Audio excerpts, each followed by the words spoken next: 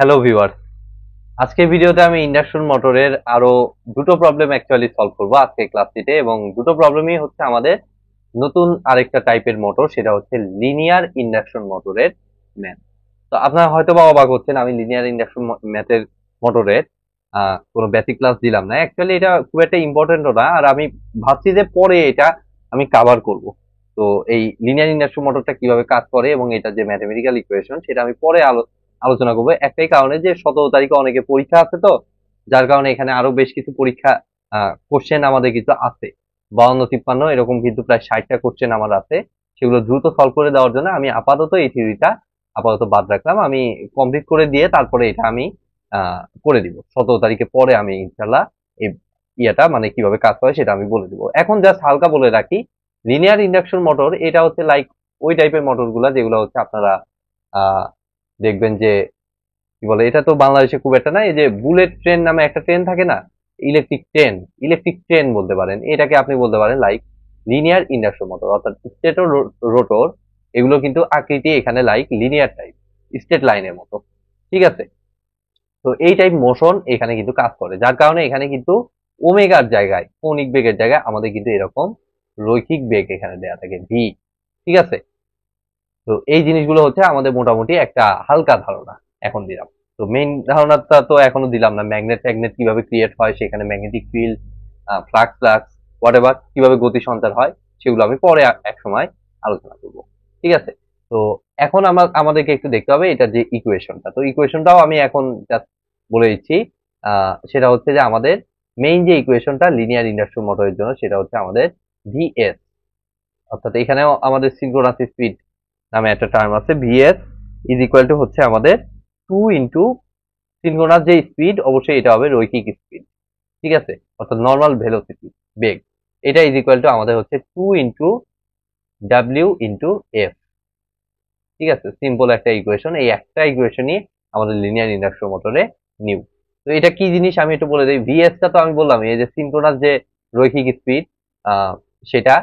আর হচ্ছে এফ টা হচ্ছে সাপ্লাই ফ্রিকোয়েন্সি, স্টেটর থেকে যে ফ্রিকোয়েন্সিটা আপনি লিনিয়ার ইন্ডাকশন মোটর লিনিয়ার স্টেটরের যে ফ্রিকোয়েন্সিটা দিচ্ছে সেটা। আর ডাব্লিউ টা হচ্ছে একটা ইম্পর্টেন্ট জিনিস, সেটা হচ্ছে পোল পিচ। ডাব্লিউটা হচ্ছে এখানকার পোল পিচ। তো পোল পিচ থেকে তো জেনারেটর থেকেই দেখে আসতেছেন, ডিসি জেনারেটর থেকেই, এটা লাইক ওই টাইপেরই। তো পোল পিচ হচ্ছে আমাদের এই কি বলে ডাব্লিউ। তাহলে আই থিঙ্ক আপনারা ক্লিয়ার। এখন দেখুন আমরা কিভাবে প্রবলেম গুলো সলভ করি। একদম সিম্পল, জাস্ট ঠান্ডা মাথায় দেখুন আমাদের পোল পিচটা চাইছে। তাহলে আমরা এই ইকুয়েশনে বসাই। ভিএস দেখুন দেয়াই আছে 200 কিলোমিটার/আওয়ার। তাহলে এটা এসআই ইউনিটে নিব অবশ্যই। তাহলে কিলোমিটার থেকে মিটার নিলে আমাদের 1000 দ্বারা মাল্টিপ্লাই করতে হবে। 200 × 1000 ডিভাইডেড বাই আওয়ার। আওয়ার থেকে সেকেন্ডে যেতে হবে। 1 ঘন্টা সমান আমরা জানি 3600 সেকেন্ড। আর ডাব্লিউতে হচ্ছে আমাদের পোল পিচ। পোল পিচটা অলওয়েজ মিটারে আসে। আর হচ্ছে এফটা হচ্ছে আমাদের ফ্রিকোয়েন্সি দেখুন আমার দেয়া আছে কত, 100 হার্টজ। তাহলে হয়ে গেল আমাদের পোল পিচ বের করার data. W is equal to কত মিটার দেখি ক্যালকুলেশন করে। 200 × 1000 divided by 3600 divided by 2 divided by 100। তাহলে মোটামুটি আমাদের 0.2727 হ্যাঁ ঠিক আছে, বইয়ের সাথে মিলছে। মিলিমিটার দিছে, তো এটাকে জাস্ট মিলিমিটারে 1000 দিয়ে গুণ করে মিলিমিটার বানিয়ে দিয়েছে। আমি এভাবেই জাস্ট রেখে দিলাম 0.2778 মিটার। তাহলে মিলিমিটার বানিয়ে নিতে পারেন, সমস্যা নাই। তো চলুন, এটা একদম সিম্পল প্রবলেম ছিল, এত সিম্পল প্রবলেম পরীক্ষায় আসবেও না। নেক্সট প্রবলেমটা আমরা একটু দেখি। ওইটা জাস্ট আইডিয়ার জন্য আমরা ওই ম্যাথটা করলাম। তো এখানে দেখুন আমাদের বেশ কিছু টার্ম বলছে। এর ভিতর আমাদের একটা ওভারহেড ক্রেন দিয়ে আমাদের ফ্যাক্টরি কথা বলছে। ফ্যাক্টরিতে হ্যাঁ, ওভারহেড ক্রেন গুলা হরিজন্টাল যদি হয়, হরিজন্টালি যদি ক্রেনটা মুভ করে, সেগুলোতেও কিন্তু আমাদের এই লিনিয়ার ইন্ডাকশন মোটর ব্যবহার হতে পারে। By means of two similar linear induction motor whose rotors are two steel, এটা ম্যাটেরিয়ালের কথা বলছে। The three-phase four-pole linear stator which are mounted on opposite sides of the crane have a pole pitch। আচ্ছা, এটা তাহলে একটু mark করে নিই। পোল পিচ হচ্ছে ডাব্লিউ, এটা কত দিয়ে দিচ্ছে আমাদের 6 মিলিমিটার, মানে 6 × 10⁻³ মিটার। মার্ক করে নিলাম পোল পিচ। দেন হচ্ছে are energise by variable frequency electric source, electronic source when one of the motor were tested stator ফ্রিকোয়েন্সির কথা বলছে 25 আর দ্যাট মিনস আমাদের স্টেটর ফ্রিকোয়েন্সিটাই তো হচ্ছে ওই এফটা। তাহলে এখান থেকে কিন্তু আমি এফটা পেয়ে যাচ্ছি 25 হার্টজ। তাহলে এখান থেকে আমাদের দেখুন সিনক্রোনাস স্পিডটা চাইছে। সিনক্রোনাস স্পিডটাই হচ্ছে আমাদের এই যে আগের স্লাইডে যেটা দেখলেন ভিএস, লিনিয়ার ইন্ডাকশন মোটরের জন্য এটা হচ্ছে আমাদের ভিএস সিনক্রোনাস স্পিড। তাহলে এটা হচ্ছে আমাদের ফর্মুলা কি 2 × W × F। তাহলে আমাদের সব ডাটা জানা, ডাটাগুলো বসিয়ে দেবো যা। তাই 2 × W কত 6 × 10⁻³ ইন্টু এফ হচ্ছে আমাদের 25।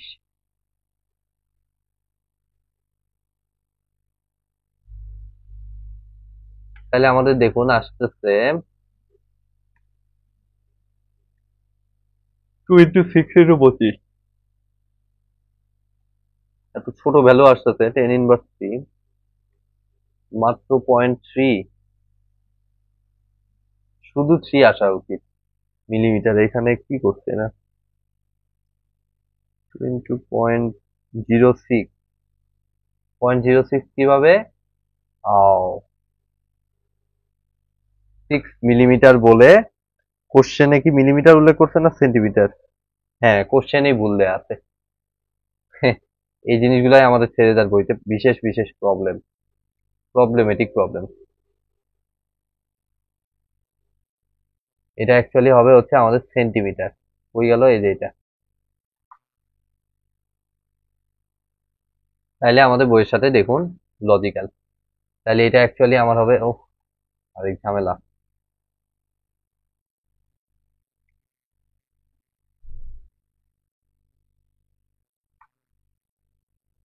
tan−2 হবে যা 3 এর জায়গায়।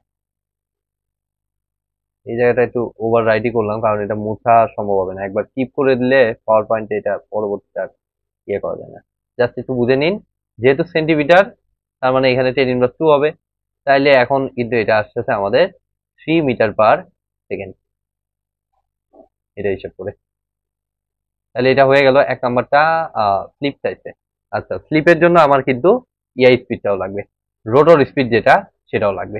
রোটর স্পিড কি কোথাও দিছে দেখুন তো? হ্যাঁ, এই যে ক্রেনটাই হচ্ছে আমাদের রোটর স্পিড। ঠিক আছে, তো এটা হচ্ছে আমাদের কত ভিআর। নতুন আরেকটা জিনিস ভিআর রোটর স্পিড 2.4 মিটার/সেকেন্ড। তাহলে এখন স্লিপ কিভাবে হিসাব করবেন? যেমনটা আপনারা এনএস মাইনাস এনআর করেছিলেন, এখন সেম জিনিসটা ভিএস মাইনাস ভিআর করে আপনার স্লিপটা বের করতে হবে। একই রকম, জাস্ট এই জিনিসগুলো যাচ্ছে। তাহলে লিনিয়ার ইন্ডাকশন মোটরের জন্য simply VS minus VR divided by কত ভিএস। জাস্ট ওই ইয়ের জায়গাটা এনএস এর জায়গাটায় আমার ভিএস দ্বারা রিপ্লেস, এনআর এর জায়গাটা ভিআর দ্বারা রিপ্লেস, আর কিছুই না। তাই 3 - 2.4 ডিভাইডেড বাই 3।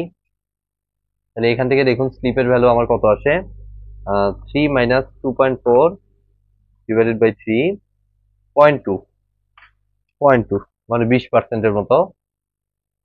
ওকে, এটাই রাখলাম। দেন আমি দেখি power input to rotor, slip জানা হয়ে গেছে। তাহলে আমার পাওয়ার টু স্টেটর জানা আছে 6 কিলোওয়াট। আচ্ছা, stator copper and iron loss জানা আছে। ঠিক আছে, তাহলে পাওয়ার টু স্টেটর মানে এটা হচ্ছে ইনপুট। তাহলে দেখুন তো আমি রোটর ইনপুট পাওয়ার ফ্লো, অবশ্যই এখানে আমি পাওয়ার ফ্লো ইউজ করব P2। তাহলে পাওয়ার ফ্লো অনুযায়ী P2টা ছিল হচ্ছে আমাদের রোটর ইনপুট। তো সেটা অ্যাকচুয়ালি কি স্টেটর পাওয়ার অর্থাৎ ইনপুট পাওয়ার, সেটা থেকে মাইনাস করতে হবে স্টেটর কপার লস, তারপরে মাইনাস করতে হবে আরো আয়রন লস। তো কপার আর আয়রন লসের একসাথে সাম দেয়া আছে 1.2। দ্যাট মিনস 6 থেকে জাস্ট 1.2 মাইনাস করলে একবারে আমি রোটর ইনপুটটাই পেয়ে যাচ্ছি। তাহলে এটা অ্যাকচুয়ালি কত আসতেছে 4.8 ইউনিট কি দেওয়া কিলোওয়াট। তাহলে এটা হচ্ছে আমাদের রোটর ইনপুট। তাহলে আমার লাগবে কি পাওয়ার ইনপুট টু রোটর, হ্যাঁ হয়ে গেছে 4.8 কিলোওয়াট হবে এটা। দেন আমরা দেখবো পরের অংশ আমাদের 3 number, copper losses in the rotor. তাহলে কপার লস তো বুঝতেই পারছেন, পাওয়ার ফ্লো আবার ইউজ করেন P2 divided by rotor copper loss. তাহলে PRCL is equal to 1/S। তাহলে P2 কত? P2 হচ্ছে 4.8, একদম 3 ফেজ।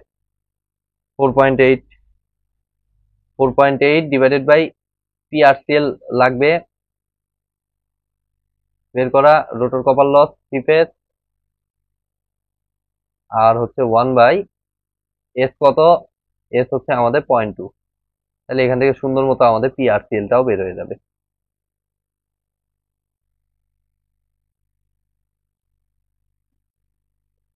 তাহলে দেখুন PRCL ভ্যালুটা আমার আসতেছে 4.8 ইন্টু 0.2, মোটামুটি আমাদের 0.96 কিলোওয়াট। এটা হচ্ছে কপার লস হয়ে যাচ্ছে।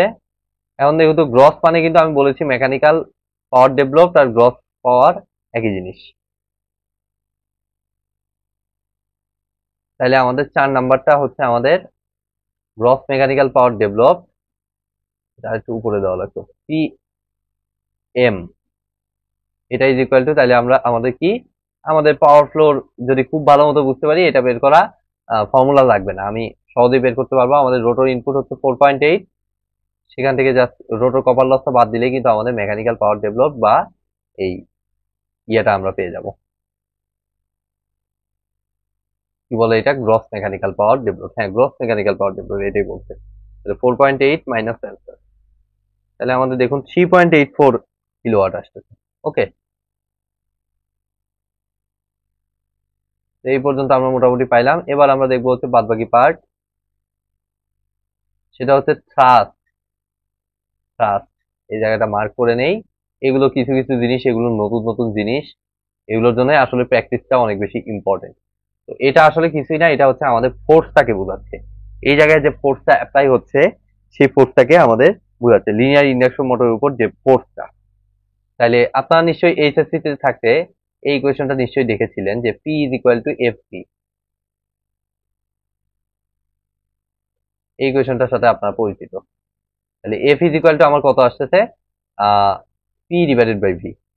ঠিক আছে, তাহলে এখানে হচ্ছে আমাদের থ্রাস্ট, অবশ্যই এটা আমাদের আচ্ছা আমি দেখাই তাহলে বুঝতে পারবেন।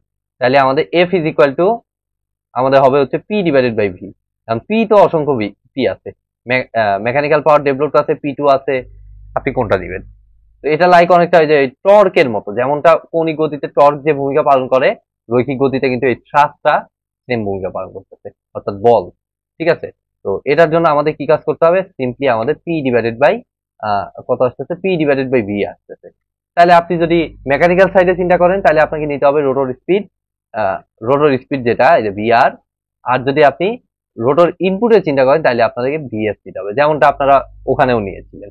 ঠিক আছে, তো সেম আমি বইতে করা আছে হইলো P2, এখান থেকে করা আছে। আমি চাইলে আমি মেকানিক্যাল পাওয়ার সাইড থেকে আমি দেখাই, দেখি আমার রেজাল্ট সেম আছে কিনা। মেকানিক্যাল পাওয়ার সাইড থেকে PM নিলে আমাকে অবশ্যই ভাগ দিতে হবে কত দ্বারা? VR দ্বারা, রোটরটা দ্বারা। তাহলে PM কত? PM হচ্ছে 3.84 কিলোওয়াট। 3.84 কিলোওয়াট এসআই ইউনিটে নিয়ে নেব, তাহলে হচ্ছে 1000 দ্বারা মাল্টিপ্লাই। ভিআর এর ভ্যালু কত দেওয়া? ক্রেন স্পিডটা এটা দেওয়া আছে 2.4, এটাই দিয়ে দিচ্ছি। এটা এসআই ইউনিটেই আছে, তো টেনশন নাই। 3.84 ইন্টু 1000 ডিভাইডেড বাই 2.4, তাহলে আমার দেখুন আসতেছে 1600 নিউটন। একদম বইয়ের সাথে হুবহু মিলে গেছে।